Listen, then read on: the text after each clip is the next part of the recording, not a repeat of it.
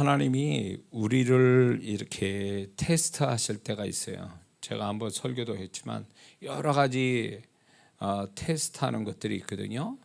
그 테스트에 합격하면 그 뭐죠?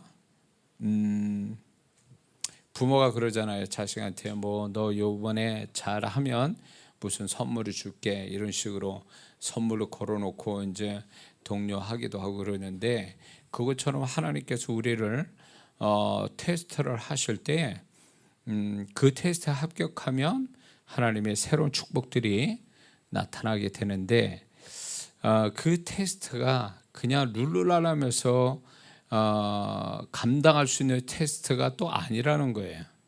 흔히 갈등 갖는, 흔히 뭔가 좀 이렇게 뭐랄까 좀 그걸 지키기에는 좀 여러 가지 불리하고 방해되는 요소가 있을 때, 그때가 바로 여러분들이 늘 생각할 때 할 게 뭐냐면, 하나님이 나를 테스트하시구나. 하는지 안 하는지, 축복을 줄지 말지, 이걸로 테스트로 결정하신다, 이렇게 생각하셔야 돼요. 저는 살아오면서 그런 것 같아요. 하나님이 꼭 뭔가 내가 해야 되는데 방해 요소가 나오고, 뭔가 좀 이렇게 잘 안 되고, 또 그게 되면 또 하나님께 영광되고 이런 것들이 있어요. 근데 잘 안 되는 방해 요소가 있어 힘드는 경우가 있는데, 그때 되면 항상 이 생각이 있어요. 테스트 하시고, 동시에 마귀가 이거를 하지 못하게 방해하는구나. 방해한다는 얘기는 결국 이것이 얼마나 하나님 앞에 중요한 의미가 있고 가치가 있고, 그 다음에 하나님이 나를 축복하실 줄을 사단이 미리 알고 이거를 초치는 역사를 하고 있구나, 이런 것들을 이제 어느새 제가 그걸 배우게 된 거예요. 근데 그렇게 하다 보면 틀림이 없더라고요. 그래서 여러분들이 뭔가 하나님 앞에 가까이 가는데 갈등 생길 만한 요소들이 생긴다면, 그거 극복하시면 하나님이 새로운 은혜와 축복이 따를 줄 믿습니다. 근데 마귀는 계속 속이죠. 우리에게 그런 거를 제대로 하지 못하게 이렇게 자꾸 유혹하죠. 그런 걸 한 번쯤 이겨가는 성도가 되면, 이겨서 뭔가 하나님이 새로운 은혜의 축복을 경험하면, 다음에 그런 현상이 또 비슷한 게 오면 이것도 또 사단의 역사하고 하나님은 또 테스트하시구나, 딱 이렇게 생각하고 극복하는, 극복해서 감당을 하고 또 이루어내는 성도들이 정말 믿음 있는 성도가 되는 줄 믿습니다. 자, 이 메시지 듣기 전에 좀 광고를 좀 하자면, 제가 지난주에도 광고를 했지만 내일 목요응답 기도회를 해야 되는데, 이제 추석 연휴도 있고 여러 가지 여건이 안 맞아서 쉰다고 그랬습니다. 그래서 내일은 목요응답 기도가 없습니다. 아마 유튜브 상에 광고를 올릴 겁니다. 그래서 아쉽더라도 내일은 없습니다. 자, 그리고 댓글창도, 실시간 댓글창도 없앤다고 말씀을 드렸는데, 그 댓글창에 간증을 올리는 분들인데 수고스럽더라도 홈페이지에다가 이렇게 올려주시면 좋겠습니다. 그래서 반드시 제가 말씀드리는 게, 하나님이 하신 일은 표현이 돼야 돼요. 그래야 하나님이 그걸 통해서 영광 받으시고 새로운 축복을 주시지, 딱 귀찮다고 혼자만 알고 끝내버리면 그거는 또 사단이 틈탈 이유가 되니까, 반드시 하나님이 하신 일은 감사를 품이 하셔야 됩니다. 그리고 아까 서두에도 이제 예배 시작하기 전에, 기도하기 전에 말씀드렸지만, 어떻게 다 하나님께서 이번 주일은 그 주일 설교가 아마 예배에 관한 설교를 할 것 같아요.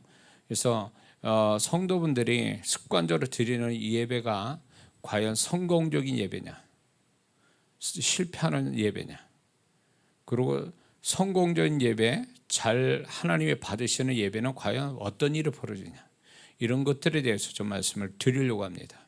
그래서 이번 주일 설교는 못 들으시더라도 나중에 반드시, 오늘 들어온 영상으로 들어오신 분이 주일날 설교를 못 들으면 그 후에 영상 올릴 때 반드시 들으셨으면 좋겠습니다. 왜냐하면 예배의 축복은 분명히 성경에서 사건을 통해서 얘기하고 계시기 때문에 예배의 성공은 반드시 하나님이 축복스러운 사건이 반드시 그 뒤에 온다라는 거죠. 그래서 이런 것들이 막연하게 습관적으로 드리는 예배가 결국 하나님을 받으시지 못하는 실패한 예배가 돼서 예배를 드려도 안 드린 자처럼 되어버리면 이것만큼 불행한 일이 없거든요. 예배는 신앙의 핵심이 됐는데 예배를 잘 못 드려서 예배의 축복을 이렇게 보지 못한다면 그것만큼 불행한 일이 없죠, 믿는 자로서. 그리고 간증이 많이 나와야 될 게 예배에 대한 간증이에요. 그러니까 우리는 늘 예배 드리는데 예배가 성공해서 축복을 받았다라는 간증이 저는 지금까지 잘 못 들은 것 같아요. 예배에 대한 간증을요. 그 얘기는 뭐냐면 예배의 그 두 가지 중에 하나예요. 예배를 잘 드려서 축복을 받는데 그 축복이 뭔지를 몰라서 간증을 못하는 경우가 있고, 예배에 실패해가지고 아예 축복이 없으니까 간증도 못하는 경우예요. 이 두 가지 중에 하나거든요. 그래서 우리가 이 예배에 성공하는 예배가 돼서 하나님께 더 축복을 받는 성도가 되기 위해서 하나님이 이제 추석에 이제 제사드리잖아요. 이 귀신들한테 제사를 드리는 집안이 있는데 귀신에게 제사하는 거 드리는 게 아니라 제사하는 집안이 있는데 믿는 가정에 참 안타까운 거죠. 기도 많이 하셔야 돼요. 귀신이 들어오지 못하도록. 제사를 한다는 자체가 통로를 여는 거기 때문에 그런 것이 역사하지 못하게 미리미리 믿는 자가 기도를 좀 할 필요가 있습니다. 그래서 오히려 이럴 때 하나님 앞에 예배드려서 영광이 되게 하고 또 복음을 전할 좋은 기회가 됐으면 좋겠습니다. 사역이 있어서 뭐 읽어주지는 못한다면 아예 그걸 줘서 보시라고 이러면서 보라고 그러면서 구원받을 길을 열어주는 계기가 되어야 될 줄 믿습니다. 자, 오늘 같이 나눌 메시지 자, 같이 제목 읽어볼까요? 시작. 믿음의 분량과 문제의 역량과의 관계. 여섯 번째, 지난주는 성령께서 말하게 하심 따라서 메시지를 전했고, 오늘은 이제 그 내용을 오늘 이거의 주제의 제목에 대한 메시지를 나누겠습니다. 육체의 힘을 가진 사람을 이기는 자가 누구냐면 머리를 쓰는 자예요. 머리에 지혜가 있는 사람은 육체의 힘을 가진 사람을 이길 수 있습니다. 근데 머리에 지혜를 가진 자를 이기는 자가 믿음을 가진 자예요. 왜? 사람이 머리에서 나오는 지혜가 아무리 뛰어나다 할지라도 믿음 가지고 하나님이 인정하는 믿음 가지고 사는 자는 그 믿음의 역사가 머리에 지혜를 가진 자 훨씬 뛰어나기 때문에 그렇습니다. 믿습니까? 그런데 예수 믿는 사람은 머리에 지혜를 가지고 살기도 하지만 육체의 힘을 가지고 살기도 하지만 세상이 가질 수 없는 믿음을 가지고 사는 자라는 거죠. 그래서 예수 믿는 사람은 세상 사람보다 더 하나님을 믿음을 통해서 경험하고 또 믿음을 통해서 축복을 받는 것이 마땅하다라는 거예요. 그런데 오늘날 우리가 불행한 거는 성도분들이 믿음의 증거가 믿음의 오늘 히브리서 11장 1절의 말씀처럼 유명한 믿음의 실상이 되는 걸 경험하지 못하고 사니까 세상 사람같이 육체의 힘 내지는 머리의 지혜만 가지고 그거 가지고 사는 거죠. 그리고 거기다 율법적 행위, 교회만 나오는 율법적 행위가 플러스돼서 겨우 하나님께 충분치 못한 축복을 받고 사는 것이 그게 믿는 자의 삶이라고 생각하는 거죠. 그런데 하나님은 머리로서 성공된 자보다 믿음을 가지고 성공한 자, 믿음 가지고 하나님의 손길로 축복받는 자로 더 기뻐하신다는 걸 우리는 잊지 말아야 될 줄 믿습니다. 왜냐? 하나님은 하나님이 하신 일을 통해서 영광을 받으시기 때문에 그래요. 하나님이 하신 그 일로 하나님이 스스로 당신 스스로 영광을 받으시는 하나님이시기 때문에 하나님을 기쁘시게 하고 하나님이 영광 돌리게 하려면 하나님이 개입되어야 되는데 하나님이 개입하시는 거 기쁘게 개입하시는 건 우리의 믿음이라는 것입니다. 믿습니까? 그래서 우리가 믿음이 하나님을 히브리서 11장 6절에 믿음으로 하나님을 기쁘시게 한다라는 거죠. 그래서 우리는 믿음으로 살아야 될 운명이고 믿음으로 살도록 하나님이 우리의 인생에 반 정도는 지혜로 살게 하시고 반은 믿음으로 살게끔 설정해 놨다는 거예요. 세팅을 해놨다. 그래서 우리는 믿음으로 풀어서 그걸로 인해서 우리 하나님을 기쁘시게 하고 하나님의 손길을 보는, 이게 믿는 자의 인생의 모습이라는 거죠. 그래서 우리의 삶 속에 내가 아무리 힘쓰고 애써도 안 되는 것들, 그거는 결국 하나님이 메시지를 우리에게 던지는 게 뭐냐면, 그거는 믿음으로 풀어라, 믿음으로 해결하라, 믿음을 통해서 내 능력이 내가 너의 믿음을 통해서 일하는 것을 보라는 어떤 시그널을 보내주는 건데, 우리는 그거를 믿음으로 풀어가는 게 아니라 자꾸 그냥 세상적 방법을 가지고 하니까 안 풀려지고 시간이 막 계속 가다 보면 실망하고 상처 더 얻고 이렇게 하는 것이 결국 하나님 뜻은 아니라는 거죠. 응? 이제 우리 여기 집사님, 잠시 집사님 때문에 있지만 또 많은 성도분들이 지금 이렇게 여러 가지 아주 절망적인 문제들, 정말 사람의 힘으로도 안 되는, 지혜 가지고도 안 되는 문제들을 가지고 와서 기도하고 기도받고 뭐 믿음 쓰고 뭐 이러는 성도분들이 참 많았거든요. 근데 그 성도분들이 정말로 세상의 방법 가지고는 도저히 안 되는 것들이 하나님의 방법으로 믿음을 통해서 이루어지는 간증을 들을 때마다 정말로 하나님 맞구나, 이게 우리가 생각할 때 전혀 안 되는 거는 하나님이 믿음으로 풀으라고 하는 사인이고, 믿음을 대입을 했더니 정말 하나님이 역사하더라, 이런 것들을 저는 이 믿음을 여러분과 같이 나누면서 더 명확하게 알게 된 거죠. 제 삶도 그렇고. 그래서 계산으로 지혜로 풀 건 풀되 믿음으로 풀으라고 그러면 즉각 분별해서 믿음을 열심히 써서 해결하는, 이렇게 해서 지혜와 믿음을 두 가지를 가지고 인생을 살아가는, 그래서 지혜롭게 해서 하나님 역사를 보고 또 지혜롭게 믿음을 써서 하나님의 역사를 보는, 그래서 이런 걸 통해서 하나님, 정말 하나님이 살아계시는구나. 또 우리의 믿음이 종이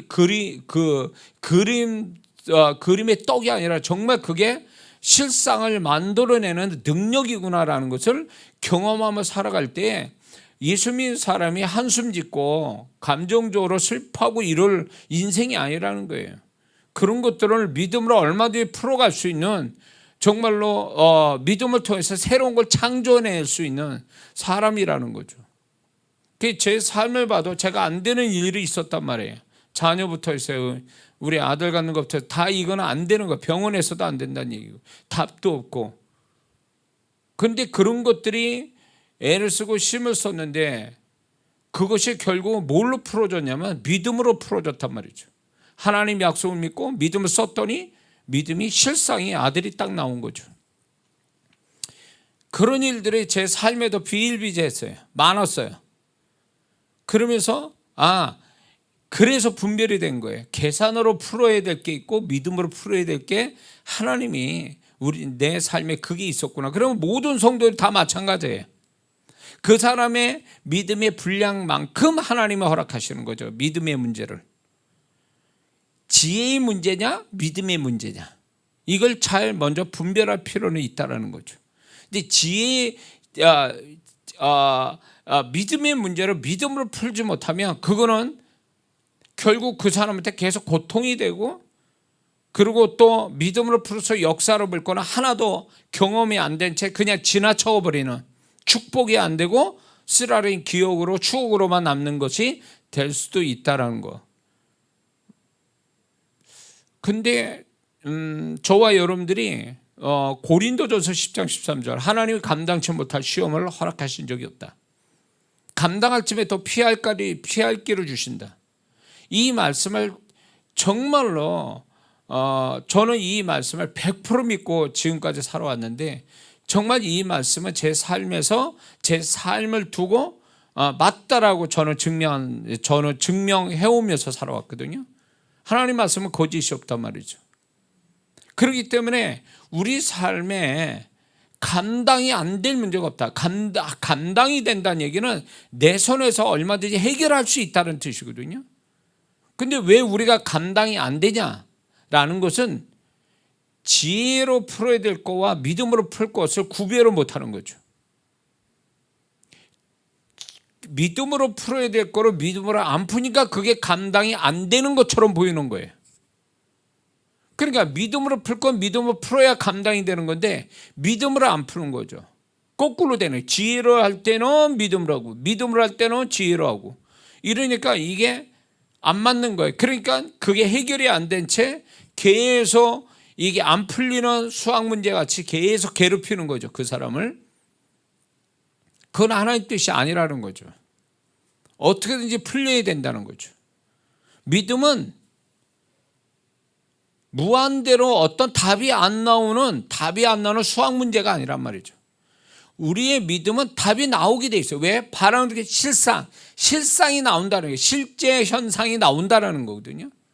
그게 믿음이라는 거예요. 근데 우리는 믿음이 그냥 가상적이고 하나의 풀리지 않는, 이게 답도 없는 하나의 그냥 길게 가는, 답이 안 나온 채로 길게 가는 거라고 생각하는 사람들이 많다라는 거예요.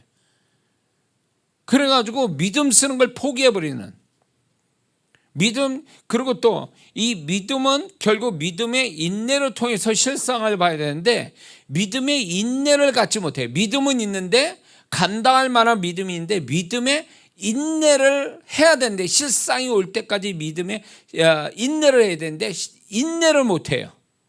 그러니까 중간에 포기해버리는, 믿음 쓰는 걸 포기하고 믿음 쓰는 척하다 끝나고, 그러니까 믿음의 결과가 안 나오는 거죠.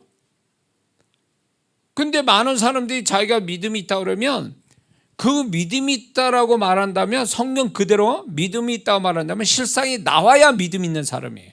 실상이 안 나오면 믿음이 없는 그 사람은, 믿음이 그게 실제적 믿음은 아니라는 거예요. 실상이 나와야지 믿음이 있다 그러면. 자,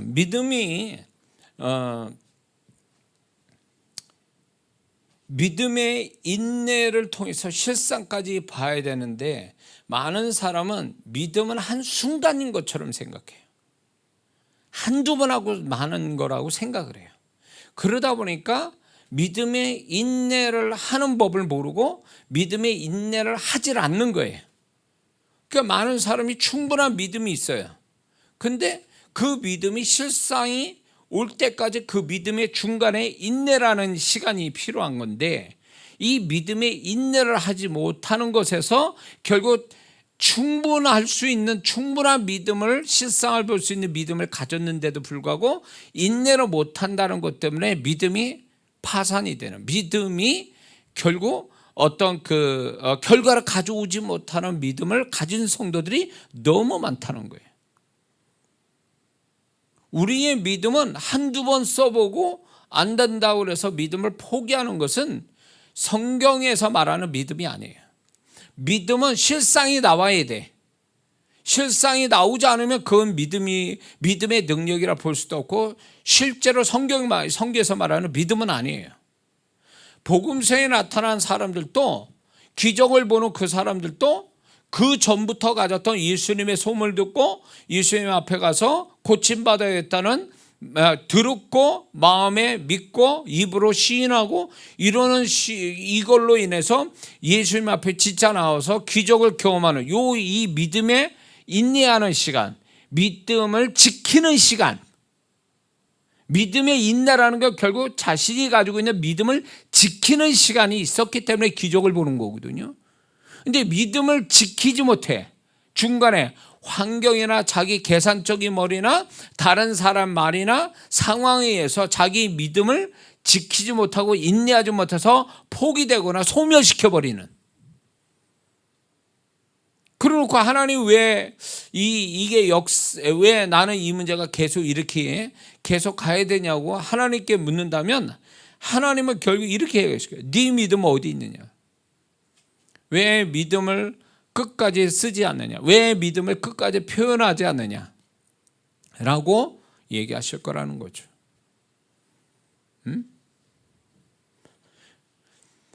저는 이런 걸 경험해요.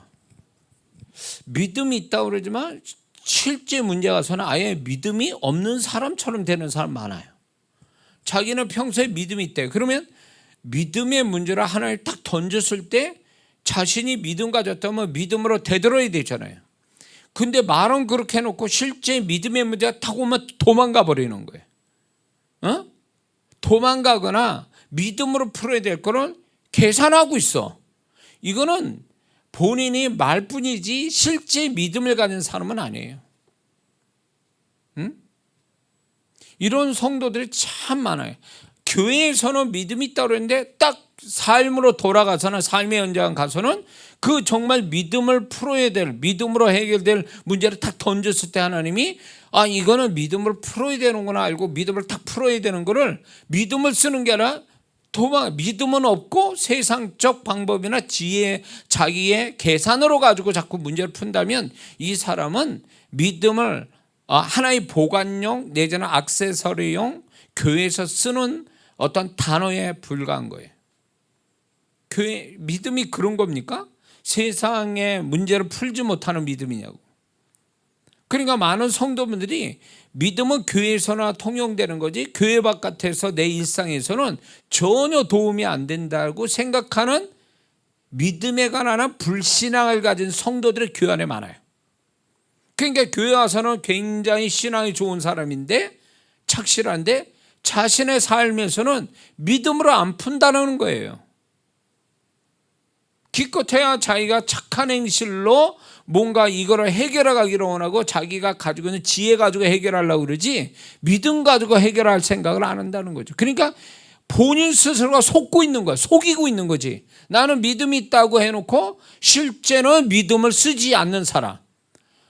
말을 그렇게 하면 뭐하냐고, 말만 하면 그렇게 하면 뭐냐고, 믿음의 문제가 딱 던질 때 믿음을 써야 그 사람 진짜 그 말이 틀리지 않았다는 걸 스스로 증명해야 되는데 믿음이 있다 해놓고 정말 믿음을 써야 될 때는 믿음 안 쓴다면 스스로 나는 이 믿음을 안 쓰는 사람이구나, 이렇게 자기 스스로 인정하고 믿음을 쓰려고 하는 정직한 태도로 보여야 되는데 그걸 몰라요. 자기가 자기 스스로 속이고 있다라는 거를.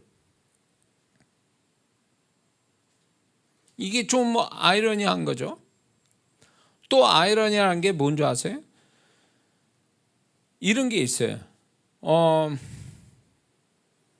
하나님이 인도하셔서 저를 만났고 또 저희 교회까지 와서 메시지 듣고 제가 사역해주고 기도해주고 이렇게 해서 정말 이렇게 문제들이 작은 문제부터 큰 문제들이 이제 그게 이제 풀어졌단 말이에요.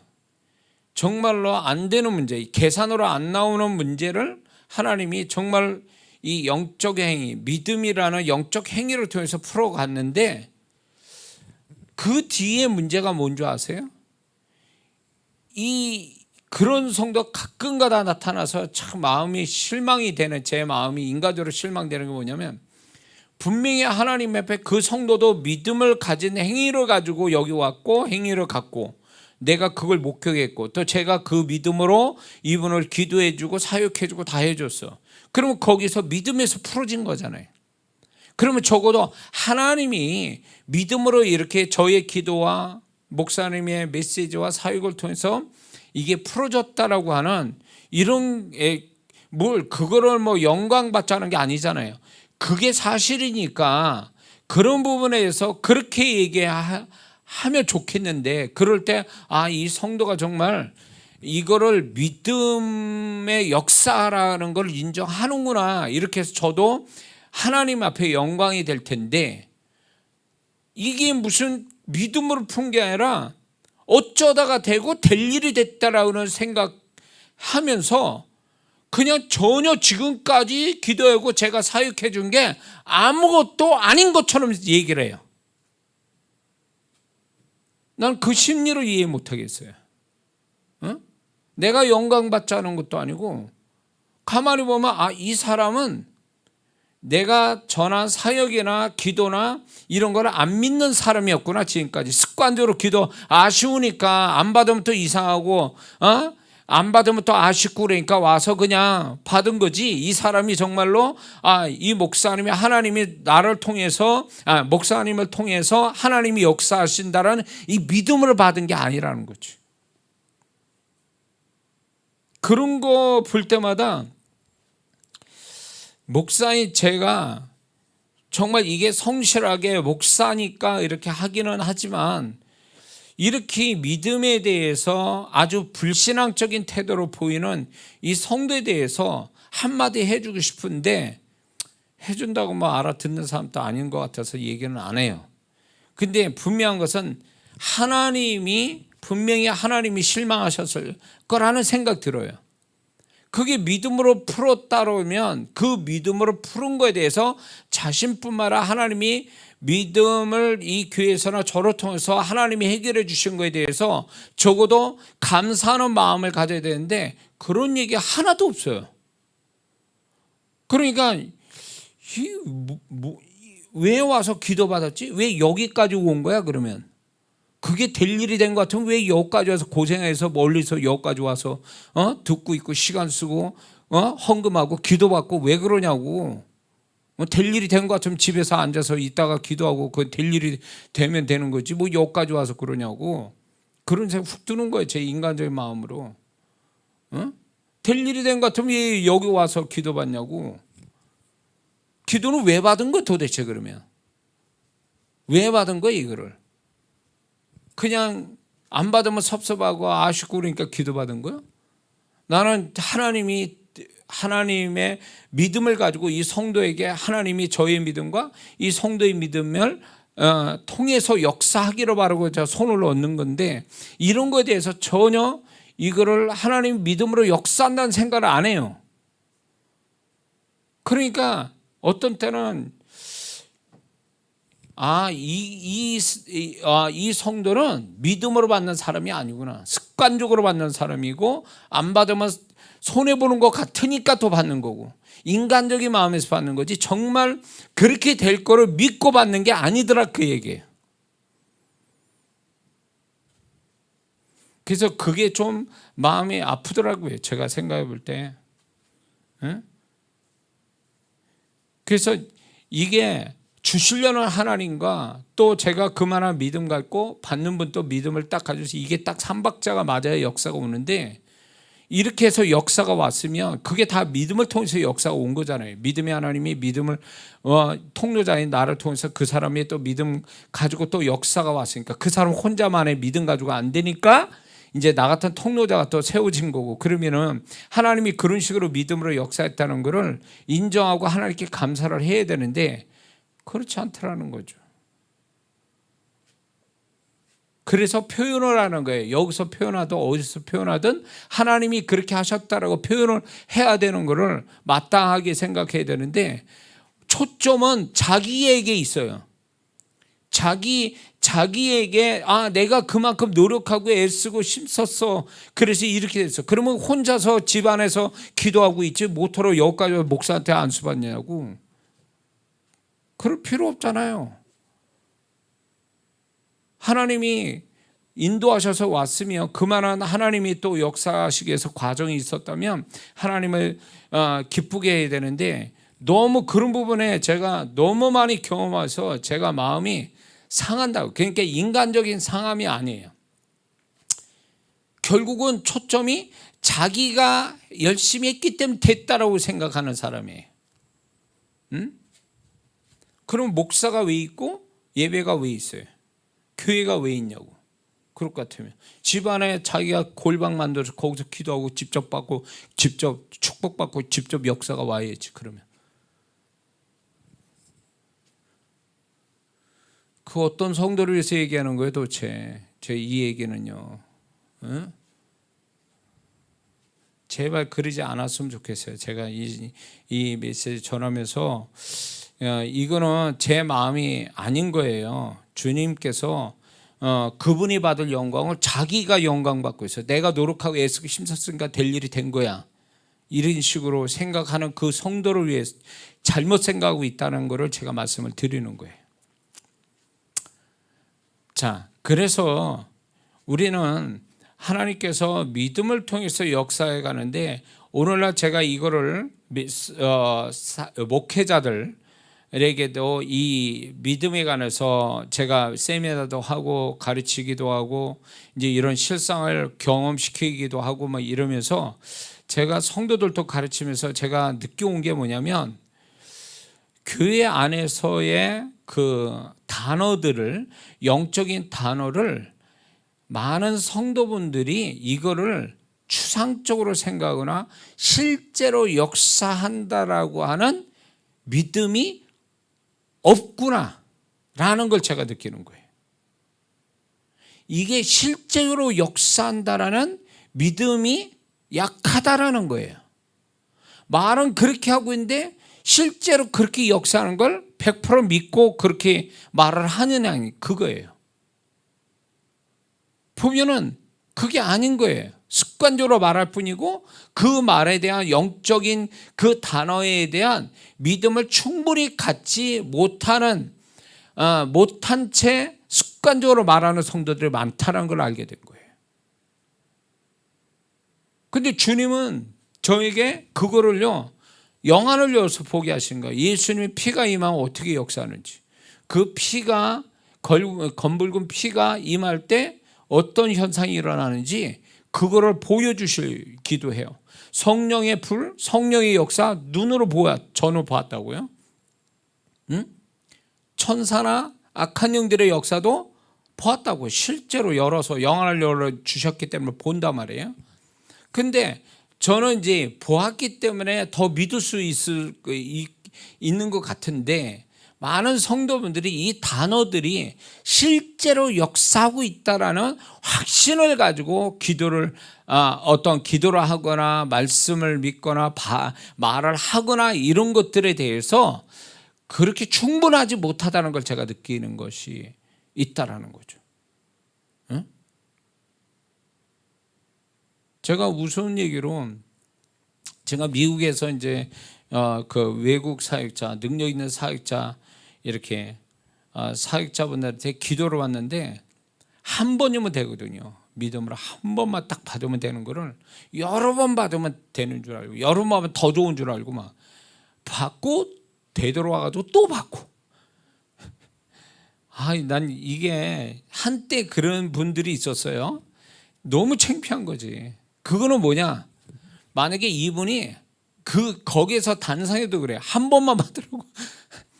사람이 많으니까 한 번 제대로 받고 받으라는데, 유독 그냥 이렇게 욕심이 많은 성도분이 만약에 6번을 받았어.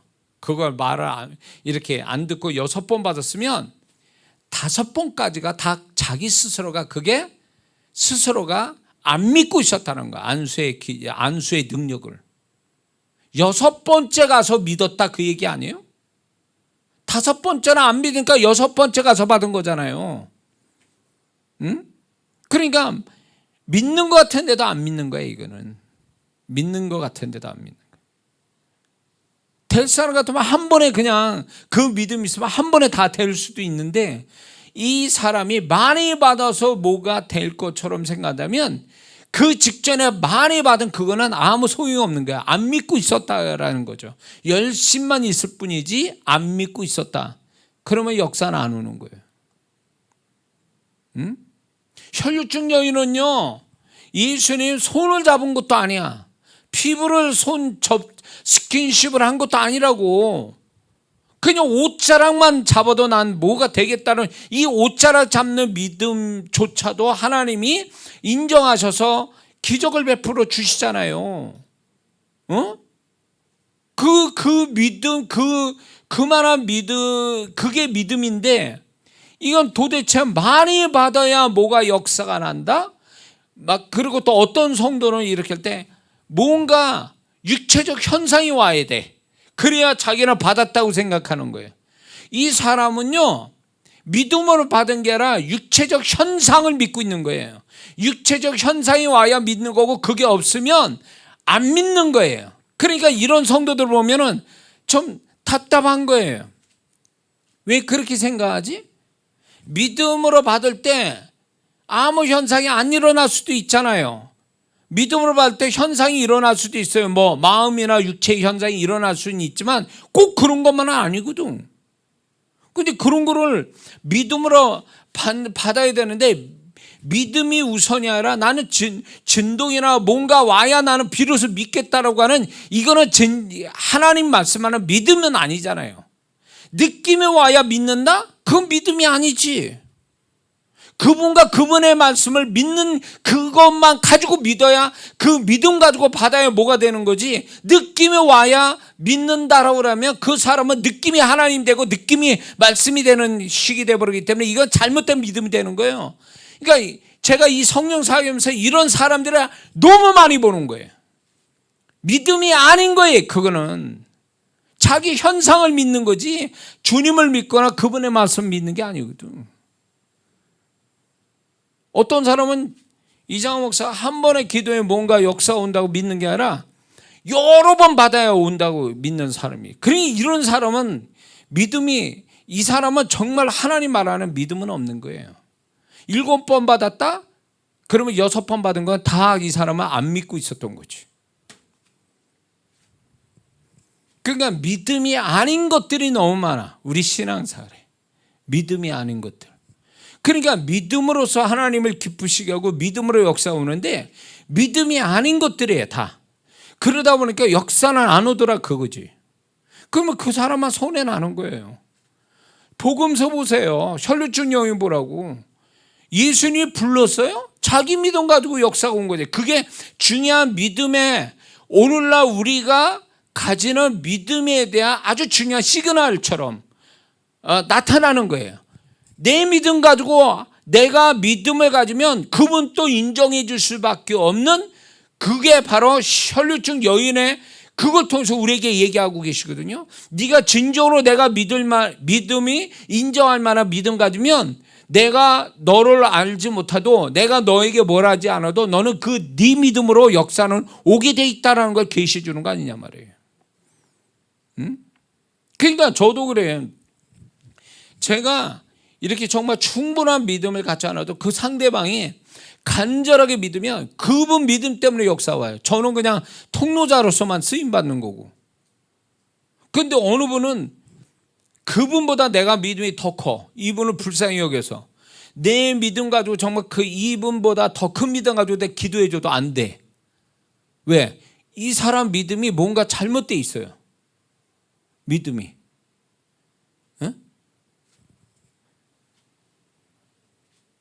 그러니까 우리가 믿음 아닌 가짜 믿음, 소위 말해서 하나님이 역사할 수 없는 유사품의 믿음, 이런 것들이 우리 교회 안에서 있단 말이에요. 우리가 기도할 때도 그게 믿어져서 기도하는 거냐, 믿어지지 않으니까 반복해서 기도하는 거냐, 이런 문제도 있어요. 기도는 우리가 간구할 때에 하나님이, 저는 이렇게 가르치는 거예요. 기도를 처음 시작하는 어떤 기도 제목을 갖고 있잖아요. 처음에 믿음 가지고 하나님께 간구형으로 말해요. 한국말로 간구형으로 말한 다음에 그 다음부터는 받으신 걸 믿었기 때문에, 받으신 내 기도를 받으셨다라고 믿기 때문에 그 다음 표현이 달라져야 돼요. 하나님 이거를 해주시니 감사합니다. 해주세요. 처음에 그렇게 하다가 그걸 하나님 받으신 줄 믿으면 그렇게 해주실 줄 믿고 감사합니다. 이렇게 나와야 그게 믿음의 기도 아니냐 말이에요. 그 믿음의 기도가 반복될 때 믿음의 분량이 많아져서 역사가 오는 거 아니냐 말이에요. 그런데 계속 간구형으로 얘기해. 만약에 내 아들이 매일 아빠가, 얘가 처음 와서 얘기를 해. 근데 제가 경험한 게 뭐냐면, 얘가 이제 자전거를 막 어릴 때 자전거 막 한참 배울 때에 이제 그 동네에 자전거 그 가게가 있었어요. 자전거 파는. 근데 이제 얘가 이제 자전거를 갖고 싶은 거예요. 그래서 자전거 사달라고 저한테 얘기할 때, 그래 아빠가 한 달 후나 이렇게 내가 자전거 사줄게 이랬거든요. 그러니까 얘가 친구한테 가서 우리 아빠가 자전거 사준대. 그러면서 얘가 자전거를 안 갖고 있는데도 자전거를 받은 것처럼 기뻐해. 그 친구한테 막 그렇게 얘기해. 응? 얘가 자전거를 매일 와서 아빠 자전거 사줄게 이렇게 말하지 않았다고요. 한번 얘기하고 그래 내가 사줄게 해놓은 다음엔 얘는 자전거 눈에 안 보여도 이미 자전거 받은 것처럼 기뻐해서 친구한테 얘기했다고. 그러고 나 약속대로 제가 자전거를 사줬죠. 그리고 그 자전거 타고 이렇게 잘 타고 다녔다고요. 저는 이게 우리 아들을 보면서 이게 믿음이라는 거죠. 하나님이 그렇게 하신다 그러면 내 기도를 받았고 확신이 든다면 그 다음부터 우리는 태도가 달라져야 돼요. 언어가 달라져야 되고. 근데 우리는 못 믿는 거예요. 이게 하나님 들으셨을까? 이게 맞는가? 그러면서 계속 또 의문점을 가지고 계속 기도하죠. 그러니까 기도에 불신을 갖고 있는 거야. 기도에 믿지 않는, 자기 기도를 믿지 않는 거지. 무엇이냐 하나님께 구하는 것은 봐준 줄로 믿으라는데 봐준 줄 믿는 게 아니에요. 눈에 보여야 믿는 거예요. 눈에 보이는 걸 믿는 걸 누가 믿어? 그거는 믿는 게 아니지. 그냥 보는 거지. 그냥 누구도 그건 다 아는 거지. 그게 믿는 건 아니잖아요. 눈앞에 보이는 거면. 응?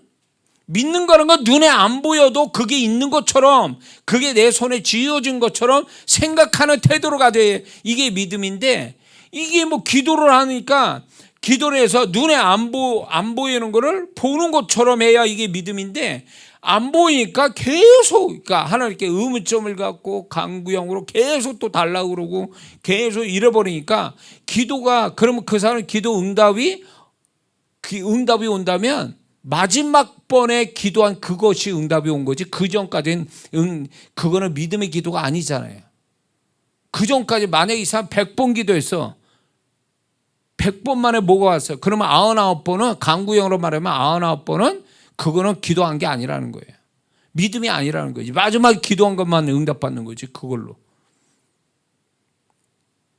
그러니까 우리가 믿음을 가졌다라는 것이 과연 뭘 의미하는지조차도 모른 채 신앙생활하고 그 믿음이 실상이 오기까지 어떤 태도로 가져야 되는지 우리는 이게 잘 개념이 안 잡혀 있어가지고 그냥 믿음 없는 사람처럼 하고 말하고, 믿음 없는 사람처럼 생각하고, 믿음 없는 사람처럼 행동하고, 이렇게 해서 하나님을 믿음으로 기쁘게 하는 게 아니라 믿음을 갖는다고 해놓고 결국 믿음이 없어가지고 하나님을 불쾌하게 만드는 이런 일이 벌어지고 마는 거죠.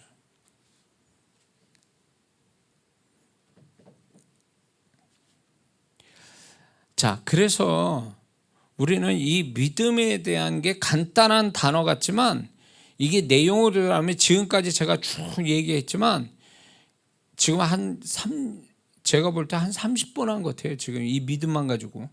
그러니까 이게 간단치 않은 거예요. 예. 그렇기 때문에 이게 정리가 되지 않으면, 그러니까 많은 사람이 믿음의 정의를, 개념을 얘기해보라면 못합니다, 얘기를. 그리고 믿음의 실상을 얘기해봐라. 왜 실상이 왔는지를 설명해봐라. 그러면 이것도 말 못한다고. 이 정도로 우리는 이 부분에 굉장히 무지하다는 걸 알게 되는 거죠. 그리고 가짜 믿음, 하나님도 인정하지 않는 믿음을 우리는 그걸 믿음이라고 여겨서 자기도 속고 결국 그것이 자기한테 나중에 자기 스스로가 속는 결과를 가져오는 것들이 있기 때문에 이걸 정리를 잘해야 된다는 거죠, 우리가. 자, 그래서 이제 오늘 얘기하고 싶은 게 뭐냐면, 우리 각자는 믿음의 분량이 있잖아요. 최초로 받은 믿음의 분량은 다 똑같아요. 공평하게 주셨어요.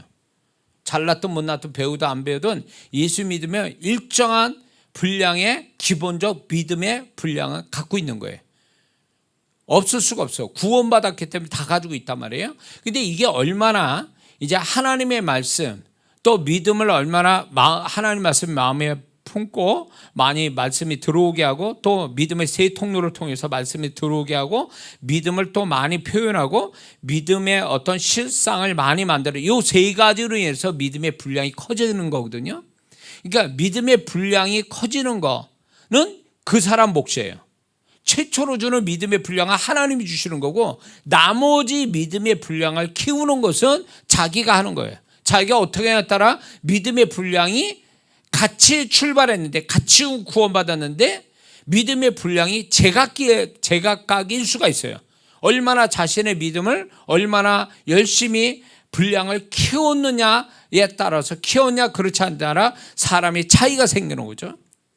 근데 이 믿음의 분량이 필요한 이유는 계속 말씀드리지만 내 앞에 문제가 있고 바라는 게 있고 그다음에 축복을 만들어야 될 이 세 가지 요소 때문에 믿음의 분량이 작용을 한다는 거예요. 이 믿음의 분량이 필요하다는 거예요. 왜? 문제나 바라는 거나 축복을 만드는 그 하나하나가 다 나름대로 값을 가지고 있다는 거예요. 마트에 가면 물건값이 다 같은 종류라도 물건값이 다 다르듯이 종류가 다른 거라면 더 물건값이 또 다르듯이 우리가 하나의 문제, 하나의 바라는 거, 하나의 축복도 각각의 그 값이 다 있다는 거예요. 그거를 문제의 영양값이다 이렇게 표현하고 있거든요. 그러면 이거를 이루어내기 위해서 믿음의 분량값이라는 것이 우리한테 필요한 거예요. 그러면 내가 믿음의 분량이 마트에 그 10,000원짜리 물건을 사고 싶어요. 그러면 적어도 우리가 믿음의 분량 값은 10,000원 이상이 돼야 돼요. 이 물질 세계는 동일한 만약에 10,000원의 가격표가 표시되어 있으면 10,000원만 주면 살 수 있어요. 그런데 영의 세계는 동일한 게 없어요. 어떤 게 많거나 적어야 이게 차이가 생기는 문제가 거기서부터 차이가 생기는데 적어도 이 영의 세계에서는 많아야 그 많은 그것이 적은 걸 가질 수 있단 말이에요. 그렇다면 물건값이 10,000원이면 내 믿음의 분량은 11,000원이 되든 11,000원이 되든 돼야 그거를 소유할 수 있는 거예요. 그게 소유된다는 얘기는 결국 그거를 실상으로 만들어낼 수 있다는 거예요. 내 믿음대로. 이해가 되시죠? 그래서 우리의 믿음의 분량이 많으면 이 믿음의 분량이 크면 큰 문제를 풀 수 있고 큰 거를 바라는 것이 이루어질 수 있고 큰 축복을 만들어낼 수 있다는 거예요. 그래서 하나님이 이 사람이 믿음의 분량이 얼마나 되는가를 그분만 아시기 때문에 여기에 맞춰서 문제로 허락하고 맞춰서 바라는 걸 갖게 하고 맞춰서 축복을 만들게끔 이끄신다는 거예요.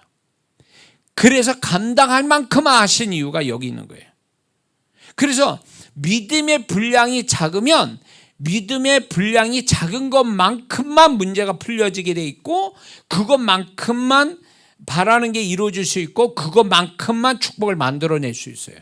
그러니까 이게 결정적인 건 그 사람이 가지고 있는 믿음의 분량 값이에요. 그러니까 왜 내 문제를 그렇게 빨리 해결이 안 되냐, 내지는 왜 바라는 것이 빨리 나타나지 않느냐, 왜 축복이 큰 축복을 나는 만들지 못하느냐, 이 모든 원인은 내 믿음의 분량이 그것밖에 안 돼서 그런 거예요. 응? 자신의 믿음의 분량이 많지 않은 걸 탓해야지 그걸 세 가지 문제나 바라는 거나 축복을 그거 가지고 얘기하면 안 된다는 거죠. 그래서 우리의 하나님이 믿음으로 풀으라고 해서 믿음의 분량을 내가 믿음의 분량 값을 쓰게 하는데 믿음의 분량은 두 종류가 있어요. 하나는 기본적 가지고 있는 믿음의 분량, 기본적으로 갖고 있는 분량. 그러니까 이 사람이 만약에 이 사람이 문제값이 이제 10만 원짜리예요. 근데 이 사람의 믿음의 기본적 믿음의 분량값은 10,000원밖에 안 돼요. 그러면 10만 원짜리 문제를 풀기 위해서는 얼마가 필요합니까? 10배나 필요한 거예요. 10배 이상이 돼야 되는 거예요. 그러니까 이게 되려면 하나님이 안 되잖아요. 기본적 믿음의 분량 가지고는 안 되잖아요. 저 문제를 못 풀잖아요. 10만 원짜리를. 그래서 하나님이 기한이라는 걸 주시는 거예요. 기한을 통해서 뭐하냐? 믿음을 계속 반복해서 쓰게 만드는 거죠. 반복해서 믿음을 쓸 때에 이 사람이 계속 10,000원짜리를 10번 썼어. 그러면 어떻게 되는 거예요? 10만 원짜리 되는 거예요. 10만 원짜리고 그 다음에 이 사람이 10만 원짜리 문제가 풀어지려면 11만 원이 돼야 돼. 한 번은 더 문제값보다 문제의 영향값보다 더 많아야 이게 해결이 되는 거니까 11만 믿음의 분량이 돼. 그러면 11번을 반복 표현하고 있어야 된다는 얘기죠. 그래서 하나님이 시간이라는 걸 주시는 거예요. 시간이라는 걸 넉넉하게 줘서 감당하게 만드신다. 보통 이렇게 되는 거예요. 이렇게. 근데 제가 예화를 드렸지만 이 사람은 믿음의 분량이 10,000원짜리예요. 근데 이 사람의 지금 문제가 암병 걸렸어. 이건 100만 원짜리예요. 그러면 이 사람의 믿음의 분량을 100만 원짜리니까 100번을 믿음을 표현해야 되는데 시간이 없어. 이 사람이 만약에 이 암병이라는 게 5일 만에 이 사람이 죽을 수밖에 없어. 병원 의사에서 당신 이제 5일 후에 죽습니다 이렇게 말하는데 5일 동안 이걸 어떻게 100번을 믿음을 표현하냐고. 그러니까 믿음의 분량이 안 되니까 결국은 믿음 쓰다가 죽어버리는 거지.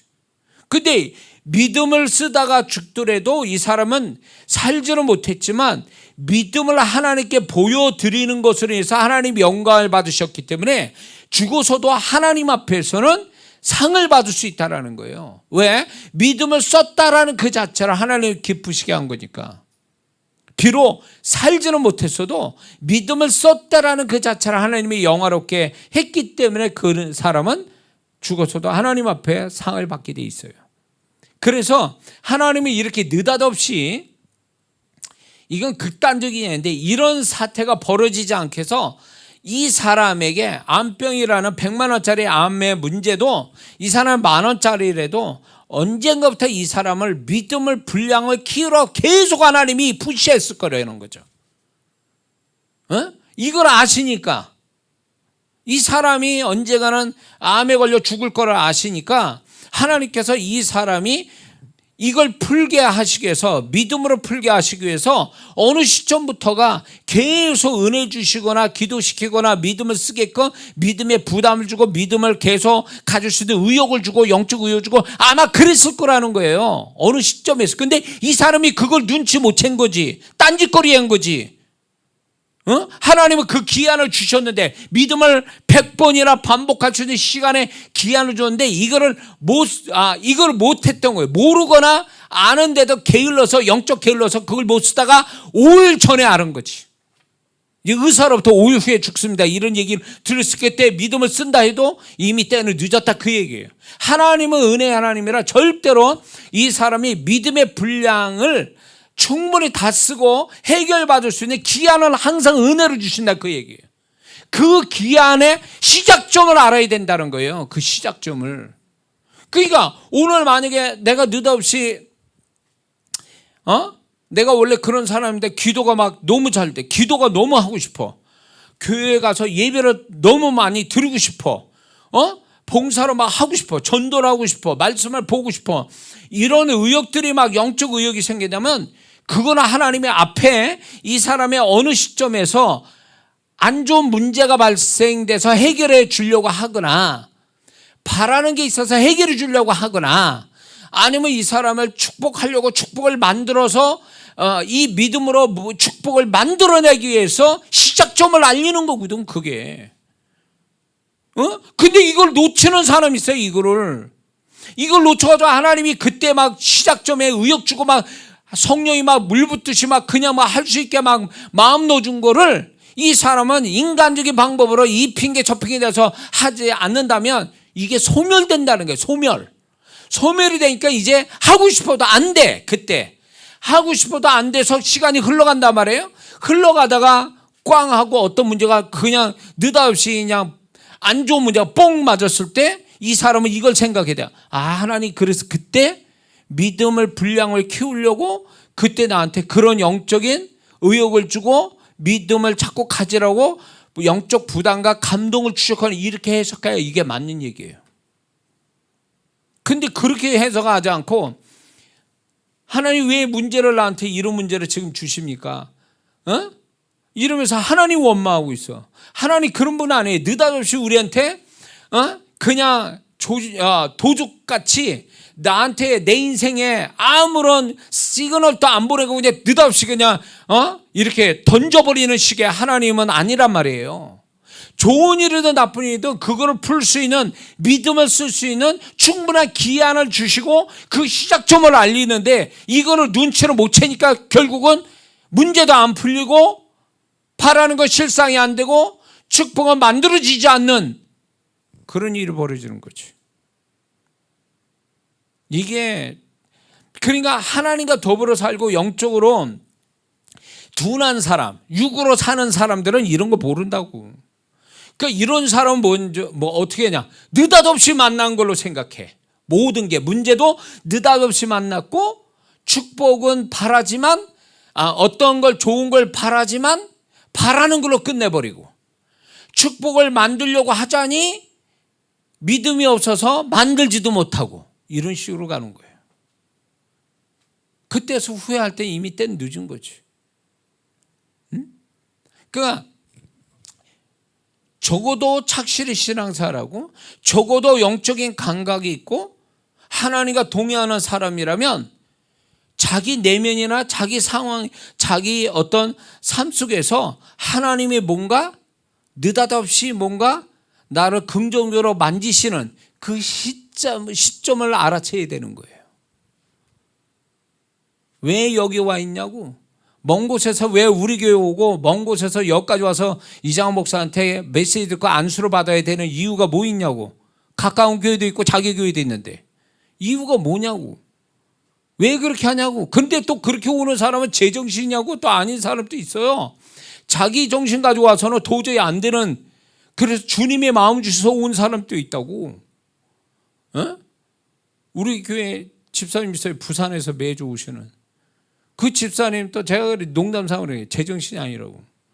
생각해. 매주 어떻게 부산에서 예배 드리러 여기까지 오냐고. 그 가까운 교회를 놔두고. 근데 그 여기 와서 하나님의 손길이 나타나기 시작하거든요. 그러니까 그게 결국 이 집사님은 하나님의 어떤 그 자기에게 마음 불어넣어 주신 거, 힘들지만 이런 마음을 주시고 마음 주셔서 마음 따라 움직일 때 하나님이 그 어떤 자신의 문제를 하나하나 풀어가시는 이런 은혜를 이제 경험하고 있는 거거든요, 지금. 이게 우연이겠냐고. 시점을 잘 잡은 거죠. 하나님 마음 주실 때 그냥 바로 그냥 실행해버리는. 그래서 그게 뭘 의미하는지, 이게 이것의 축복이 뭔지를 하나님 지금 하나하나 지금 나타내 주시고 있거든요. 이런 거예요. 근데 그런 것들을 놓쳐간단 말이에요. 어떤 사람들은 이 핑계, 육신적인 이 핑계 저 핑계 대고 그걸 소멸시켜요. 그게 한때뿐이에요. 하나님이 시작점을 알릴 때 하나님은요 그거를요, 이 사람이 그걸 붙잡아서 이제 그분의 은혜와 그분의 주시는 힘으로 모든 걸 해낼 수 있도록 이제 그걸 붙잡으라고 사인을 주고 있는데, 이걸 못 붙잡으면 이게 한때라고요. 이게 소멸된다고. 그러면 아무리 자기가 하고 싶어도 안 돼. 상황도 안 되고 마음도 안 되고 아무것도 안 돼. 그때는 끝난 거예요. 그러면 이게 모르면, 육신적으로 표현할지 몰라도 이게 모르면 하는지 시작 좀 알리는 성령, 어떤 하나님 주시는 어떤 영적인 의욕과 사라짐이 모르면 이제 후에 딱 보여주신다고. 그 알게 하세요. 문제나 바라는 거나 축복을 통해서 얘기하세요.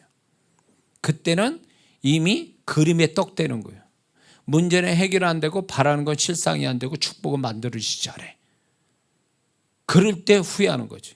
왜 내가 그때 그러지 못했을까? 왜 내가 그때 열심히 내지 못했을까? 왜 그때 그분의 마음 주실 때 순종을 못했을까? 이렇게 할 땐 이미 때 늦은 거지. 이게 한 타임이라고 보세요. 하나의 한 타임이라고 생각해 보세요. 그러면 이런 것이 또 두 번째 반복이 언제 올 줄은 아무도 모르는 거예요. 기회를 놓치는 거죠. 그게 한 번일 수도 있다. 한 타임으로 끝날 수도 있고 평생에 어쩌면 또 한참 지난 다음에 또 이런 타임이 또 재현될 수는 있어요. 근데 그때 또 다시 붙잡는다라는 보장도 없지. 응? 그러니까 이게 믿음을 얘기하지만 또 믿음과 하나님과의 어떤 하나님의 손길, 하나님과 더불어 사는 데 있어서 하나님을 의식하고 하나님의 손길을 알아채는 이거하고 연결이 또 돼 있는 거예요, 이게. 믿음의 분량을 키울 때가 있다고. 하나님 뭔가 앞에 일을 아시기 때문에 그분이 나한테 막 급하게 막 믿음의 분량을 막 넣어주실 때 있어요. 막 믿음의 분량을 갖게 만드시는. 그거는요, 특히 이런 게 있어요. 잔잔하게 나한테 믿음의 분량을 키우라고 부담 주시고 감동 주시는 것도 있지만 급격하게 주시는 게 있어요. 제가 교회 바깥에 사역하기 전에 하나님이 급격하게 기도를, 나는 하루에 새벽 기도도 겨우 하고 겨우 30분 하는 사람이 하루에 막 6시간 7시간 스트레이트로 하는 그 기한이 있었단 말이에요. 급격하게 그게 왔어요. 그게 왜 왔을까? 난 몰랐지.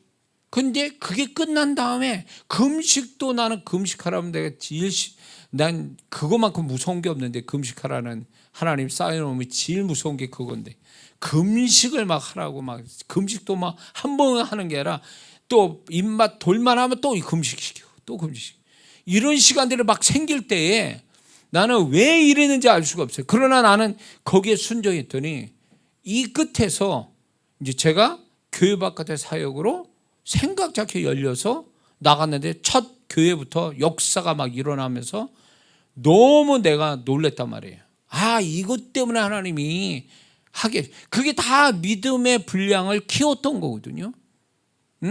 키워서 이제 결국 하나님이 쓰실 만한 어떤 시점에서 딱 열어주셔서 그 실력이 나오기 시작한 거죠. 실상을 보기 시작한 거죠. 근데 이 믿음의 분량을 키울 때 이미 하나님이 계시하고 있었다고요. 앞에 벌어질 일을 환상을 보여주시고 이런 일들이 벌어졌거든요. 그런 것들이 실상이 된 거예요. 진짜 바라는 게 실상이 됐다고. 그때 이제 하나님 앞에 내가 뭘 기도하냐면, 하나님, 제가 이제 성도들도 별로 없고 신방 갈 때도 없고 그냥 심심하게 이제 심심한 목회를 하고 있었다고. 아주 심심한. 그래서 하나님 앞에 이런 기도했어요. 하나님, 나는 이렇게 그냥 뭐랄까 심심하고 지루한 이런 거를 하나님 원치 않고 밤새도록 주님이 일하는 걸, 그런 일들을 하고 싶습니다. 이런 기도를 했어요. 그때 정말 교회 바깥에 나가가지고 밤새도록 사역하는 거지 뭐. 몸이 진짜 365일 매일 해도 정말 모자랄 그런 사역들을 제가 이제 했거든요. 그러니까 그 기도를 하나님 그 믿음 받으셔가지고 정말로 하나님 그렇게 만들어 주신 거예요. 그렇게 되게 하시려고 나한테 믿음의 분량을 키웠고, 그때 기도를 주시고 말씀에 막 미쳐가지고 말씀에 전도에 막 미쳐 돌아갈 때 그렇게 됐거든요. 그러니까 이게 한때였어요. 제가 만약에 그때 그 하나님이 나를 붙들고 막 정신없이, 제 아내 박모사한테도 얘기했어요. 제가 그렇게 막 정신없이 아무도 안 만나고 밥 먹고 집에서 떠나면 교회에서 살다가 저녁 되면 집에 오고 혼자서 교회에서 막 말씀과 기도와 막 미쳐가지고 돌아갈 때, 막 그렇게 할 때 제가 박모사한테 그랬어요. 내가 내 정신이 아닌 것 같아. 내가 이랬어요. 지금 요즘 내가 아닌 것 같아. 내 정신이 아닌 것 같아. 막 이런 얘기까지 했다는 거예요. 왜냐면 내가 과거에 내가 그런 사람이 아닌데 뭔가 막 잡혀가지고 막 끌려다니는 기분이 들 정도로 내가 그렇게 했단 말이에요. 근데 힘들 줄 모르겠단 말이에요. 근데 그 시기에 하나님이 나의 믿음의 분량을 그렇게 키우시더니 결국 사건을 딱 진짜 새로운 축복들이 막 열리기 시작한 거죠. 바라는 게 실상이 되고. 그러면서 이제 저나 교회나 사택의 문제들이 거기서 다 풀려나가기 시작하고.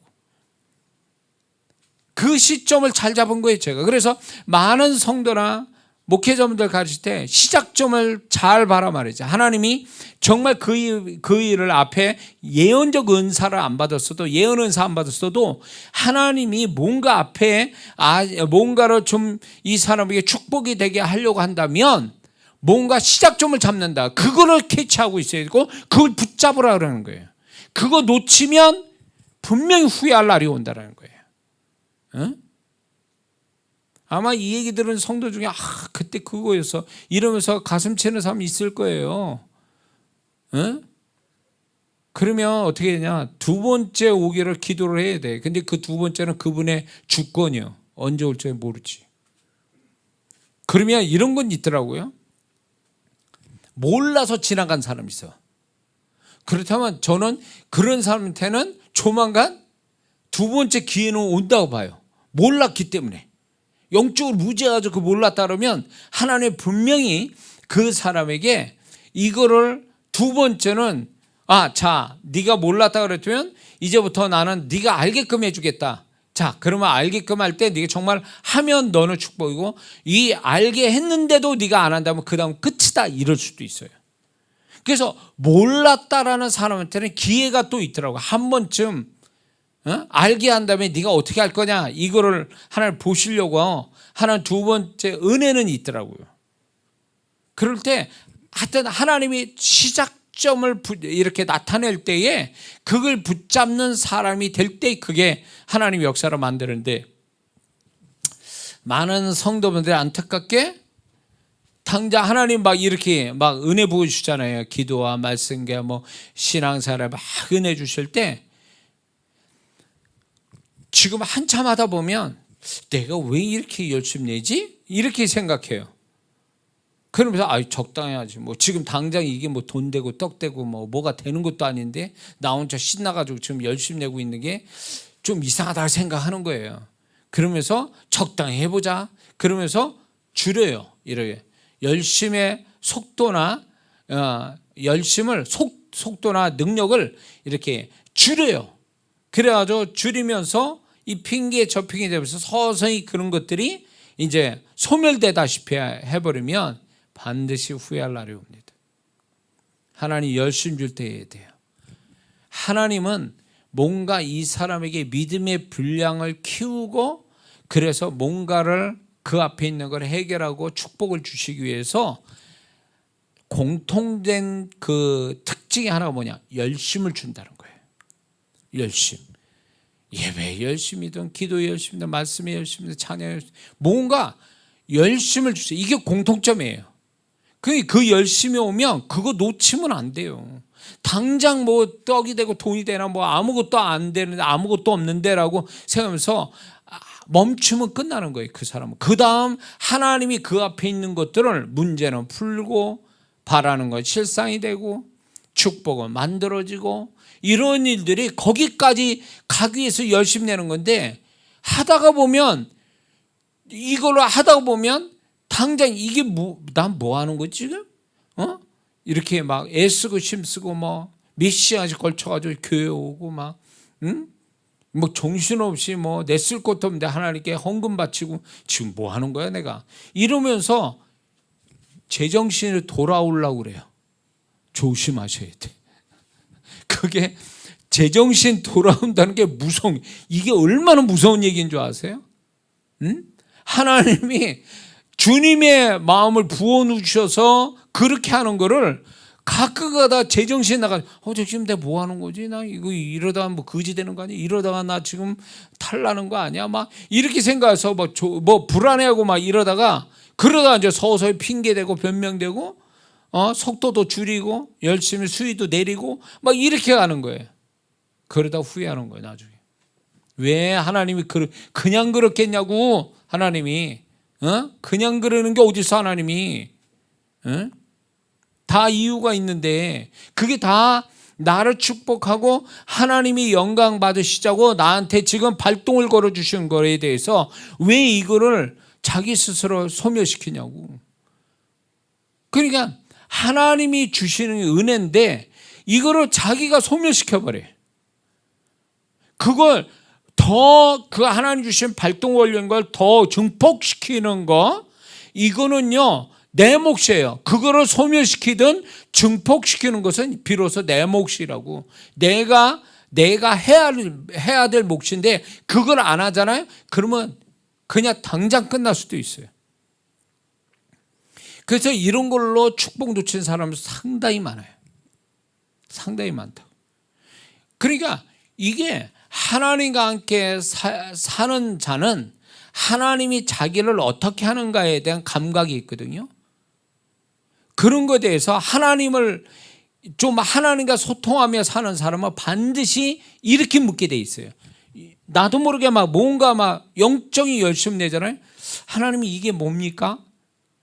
내가 왜 이렇게 열심 내는지 하나님 이게 모르면 하는지 모르겠지만 하나님 왜 지금 이런 열심 주십니까? 이렇게 하나님께 묻거든요. 왜냐하면 그게 다 하나님으로부터 왔다라고 확신하기 때문에.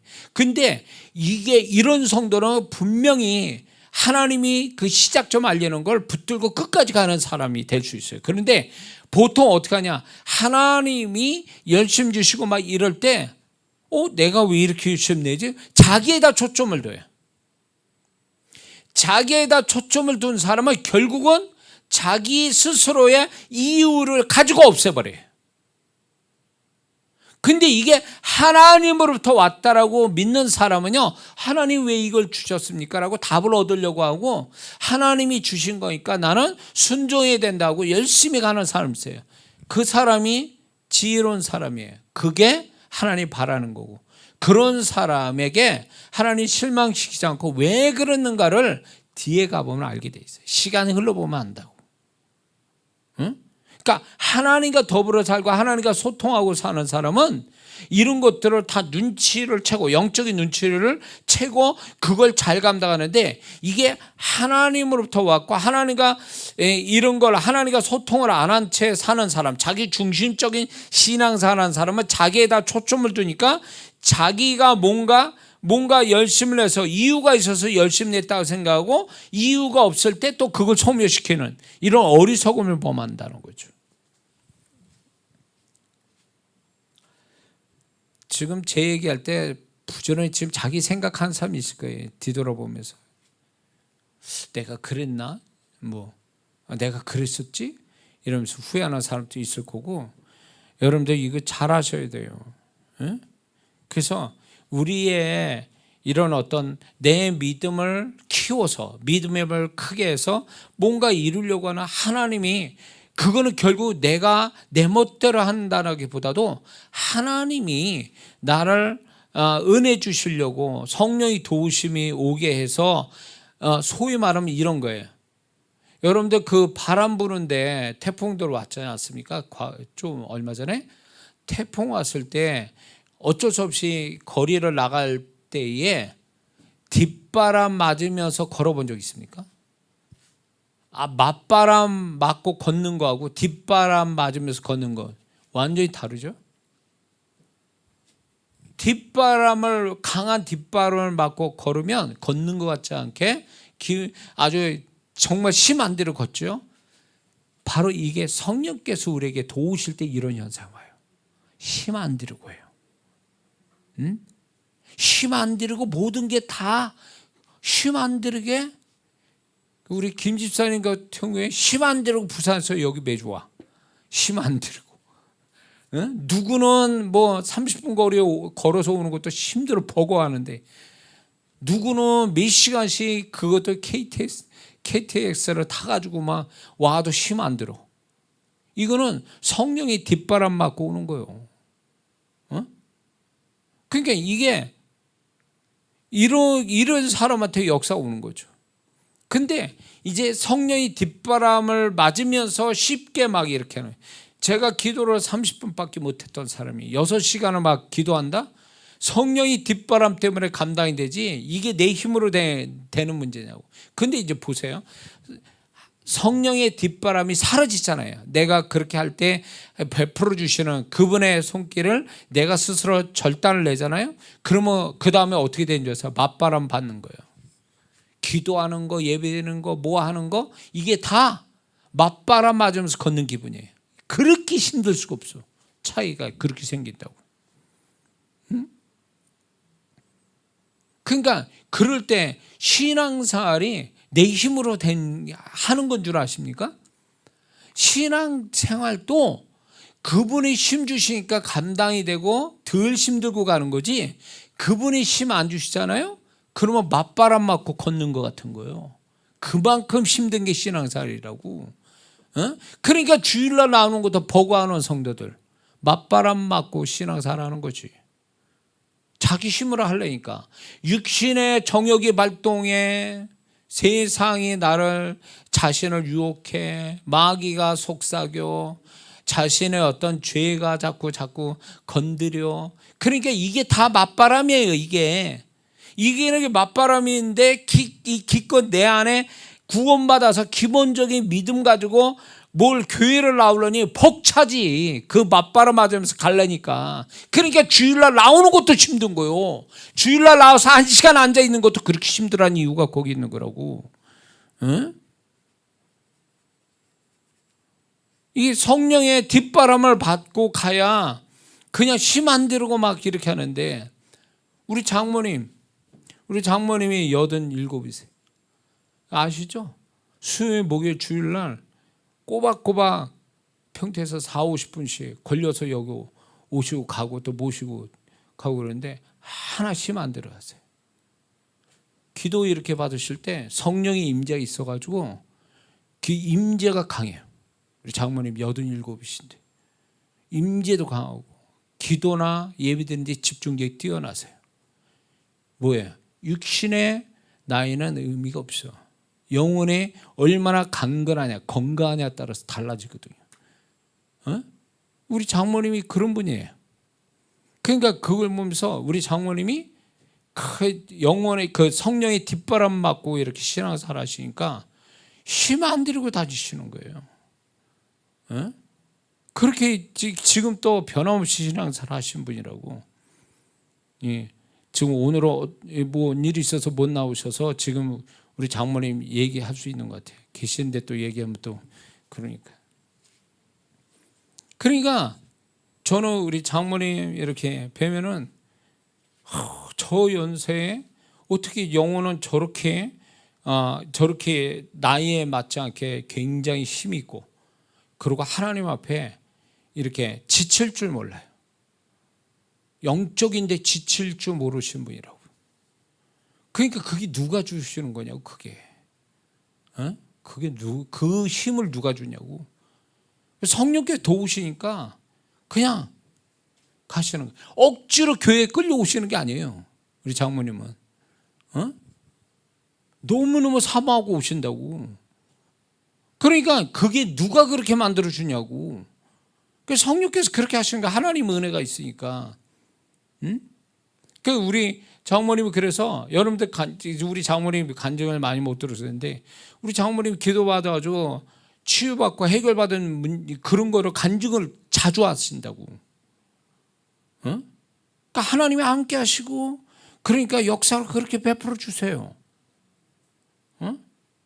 그래서 저도 너무 감사한 거예요. 모시고 다니면서 우리 장모님이 87에 그냥 방 안에서 몸 움직이시는 것도 힘들어 하신 분인데, 교회로 여기서 와 탁탁, 그것도 은혜 받으시겠다고 집중해서 이렇게 하시는, 그걸 보면서 참 대단하시다고 생각이 들고, 또 거기다 막 간증이 나오시고 막 이러면 제가 얼마나 뿌듯한지 알 수가 없어요. 그게 바로 성령께서 이제 우리 장모님의 어떤 그 은혜 주시고 성령께 도우시는데, 거기에 순종하며 사시니까 그렇게 오는 거예요.